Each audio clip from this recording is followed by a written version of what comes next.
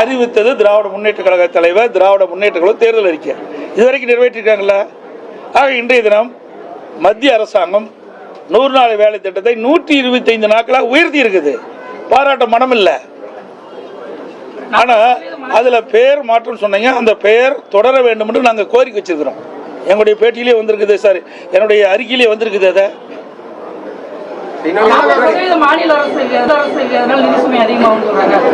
அதை எங்க வாதாடணும்? எதுக்கு நாடாளுமன்ற இருக்கிறாங்க? நான் பல முறை ஊடகத்தை வேலையில பத்திரிகை எழுதுறேன். நாடாளுமன்றத்தில் வாதாட வேண்டியது நாடாளுமன்றத்தில் வாதாடணும். அதுக்கு தானே தமிழ்நாட்டில் திராவிட முன்னேற்ற கழகம் மற்றும் கூட்டணி கட்சியை சேர்ந்தவர்கள் 39 நாடாளுமன்றத்தில் இருக்கிறாங்க. ஆக நாடாளுமன்றத்தில் இதை பிரச்சனை எழுப்ப வேண்டும். மாநில அரசுக்கு சில நிதி பிரச்சனை ஏற்படுது என்று நாடாளுமன்றத்தில் தெரிவிக்க வேணும். நாடாளுமன்றத்தில் அவர்கள் முழுமையான அழுத்தம் கொடுக்கல. இதே நான் ஏற்கனவே பல முறை சொல்லிட்டேன்.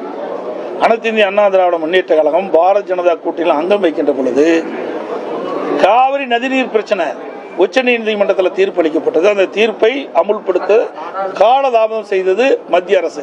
அப்பொழுது உடனடியாக உச்சநீதிமன்ற தீர்ப்பை நடைமுறைப்படுத்த வேண்டும் என்று சுமார் 22 நாட்கள் நாடாளுமன்றத்தை ஒத்திவைத்தோம். இது அதிமுகவுடைய சாதனை. தமிழ்நாட்டு மக்களுடைய பிரச்சனையை தீர்க்க வேண்டும்னா அங்க நாடாளுமன்றத்தில் தான் பேசணும்.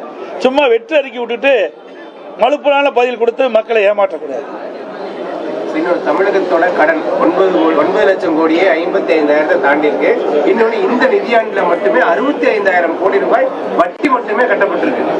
இது எப்படி பாக்குறீங்க? ஒவ்வொரு ஆண்டும் நீ ஒரு ஆண்டு மட்டும் சொல்லாத, ஒவ்வொரு ஆண்டும் அதற்கு உண்டான கடன் வாங்கினதுக்கு உண்டான தொகையை கட்ட வேண்டும், வட்டி கட்ட வேண்டும், ஒரு பகுதியை திருப்பி செலுத்துவோம். நான் ஏற்கனவே பல முறை ஊடகத்தின் வாயிலாக, பத்திரிகையின் வாயிலாக, அறிக்கையின் வாயிலாக சட்டமன்றத்திலும் தெரிவித்து விட்டேன். திராவிட முன்னேற்ற கழகம் ஆட்சி வருவதற்கு முன்பாக அவருடைய தேர்தல் அறிக்கையில் குறிப்பிட்டாங்க,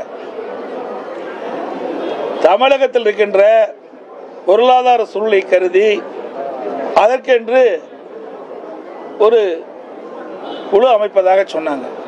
நிதி மேலாண்மை அமைப்பை ஏற்படுத்த சொன்னாங்க. அமைச்சாங்க, நிபுணர் குழு எல்லாம் போட்டாங்க. அதுக்கு பிறகுதான் கடன் அதிகமாயிட்டு.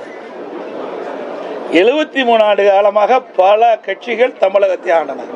2021 வரைக்கும், அது வரைக்கும் பார்த்தீங்கன்னா சுமார் 5,18,000 கோடி தான் தமிழ்நாட்டுடைய கடன். இந்த காலகட்டத்தில் அதுவும் அனைத்து இந்திய அண்ணா திராவிட முன்னேற்ற கழகம் ஆட்சி இருக்கின்ற பொழுது 2011 2021 வரை எந்த ஆட்சிக்கும் ஏற்படாத பிரச்சனைகள்லாம் நாங்கள் சந்தித்தோம். முதல்ல பார்த்தீங்கன்னா கடுமையான வறட்சி. அந்த வறட்சியில் விவசாயிகள் பாதிக்கப்பட்டாங்க, பொதுமக்கள் பாதிக்கப்பட்டாங்க. அதை சரி செஞ்சோம். பிறகு புயல், வெள்ளம், டெல்டா மாவட்டத்தையே கஜா புயல் புரட்டி போட்டுட்டு போயிட்டுது. அதோட தானே புயல், வர்தா புயல் என்று பல புயல்கள் 10 ஆண்டுல அதிமுக ஆட்சி சந்திச்சது. அதையெல்லாம் சரி செய்தோம் அதிமுக ஆட்சி. அதோட கொரோனா காலம் உங்களுக்கு எல்லாத்துக்கும் தெரியும். பத்திரிகையாளர்ந்து ஊடகம் வரைக்கும் பொதுமக்களை யாருமே வெளியில் நடமாட முடியாத அளவிற்கு வைரஸ் பரவல். அப்படிப்பட்ட கொரோனா காலத்தில் ஒரு ஆண்டு அரசுக்கு வர வேண்டிய வரி வருவாயில எதுவுமே இல்லை. அப்போ கூட ஒரு சிறப்பான ஆட்சி கொடுத்தோம். கொரோனாவுக்கு 40,000 கோடி செலவு செஞ்சோம். வருமானமே இல்லாத போது செலவும் செஞ்சோம். பல திட்டங்களை நிறைவேற்றி கொடுத்தோம். உங்களுக்கு நிறைய தெரியும். உங்களுக்கு இன்றைக்கு இந்த 100 ஏரி திட்டம், அத்திக்கடை வனாசி திட்டம், சேலத்தில் எவ்வளோ உயர்மட்ட பாலம், 10 ஆண்டுகளை நீங்கள் பார்த்தீங்கன்னா அதிமுக ஆட்சியில் தான் ஏராளமான திட்டங்களை கொண்டு வந்து நிறைவேற்றுகிறோம்.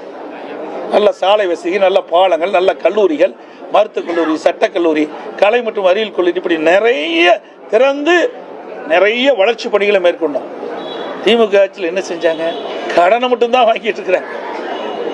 இன்றைக்கு இந்த ஆட்சி நிறைவு செய்கின்ற பொழுது சுமார் 5 லட்சம் கோடி கடன் வாங்கின மாநிலமாக இருக்கு.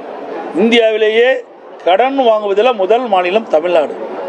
அப்படி திராவிட முன்னேற்ற அரசுடைய திரு ஸ்டாலின் அரசுடைய மிகப்பெரிய சாதனை கடன் வாங்கி இதுல முதல் சாதனை.